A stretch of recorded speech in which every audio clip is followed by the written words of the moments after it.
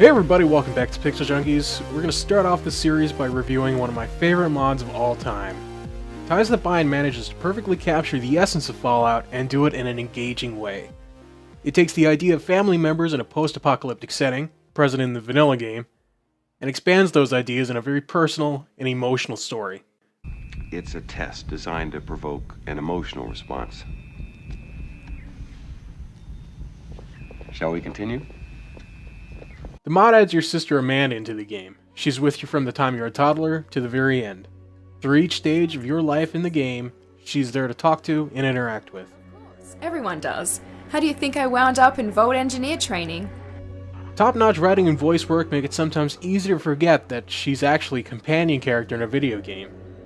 Amanda is voiced by Amanda Jane Harries, I hope I'm pronouncing that last name right, whose quality performance gives Amanda her personality. The actual quality of the sound is superb and doesn't feel at all out of place in the game. The only knock against it is the fact that Amanda herself is Australian. And I say this lightly because Fallout 3 is a game where your dad is English and Moriarty is Irish, though he's said to be faking. Happy birthday, little brother.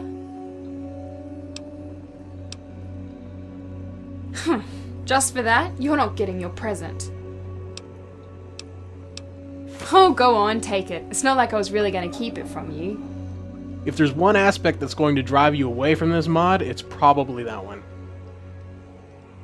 Ties That Bind really starts once you leave the vault. Immediately after leaving for the first time, you and Amanda get jumped, and she gets taken by slavers. One of them mentions Paradise Falls, and so you're given a quest to go find your sister, on top of tracking down your dad. One thing I didn't like is Paradise Falls gets marked on your map and you're given a quest marker to it. How would you immediately know where it is?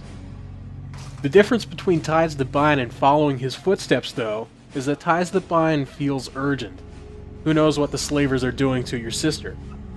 One of the biggest positives about Ties That Bind is how this simple quest completely changes the dynamic of the first half of the game by doing nothing other than utilizing Fallout 3's natural quest trail. So you go up to Paradise Falls in order to save your sister, but in order to get in, Grouse gives you the strictly business quest.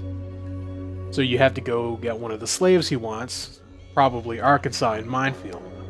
This gets you into Paradise Falls, and you start looking for your sister, but you quickly stumble across all those kids that want to be rescued too. They lead you to Little Lamplight, and there you meet Sticky, who leads you to Big Town and the Big Trouble in Big Town quests. All of this happens before you might even set foot inside a Megaton at the start of the main quest. Through the entire main quest, Amanda is with you, and will comment on what you're doing. She even provides the most personal quest I've ever experienced in a Fallout game, right smack dab in the middle of the climax of the story. And at the end of the game, when you're deciding the fates of everyone else in the Wasteland, you're making choices that will decide Amanda's as well. A problem I ran into was her quests weren't actually completing. I completed the objectives and she acknowledged them, but even at the end, her quests remain in my Pip-Boy.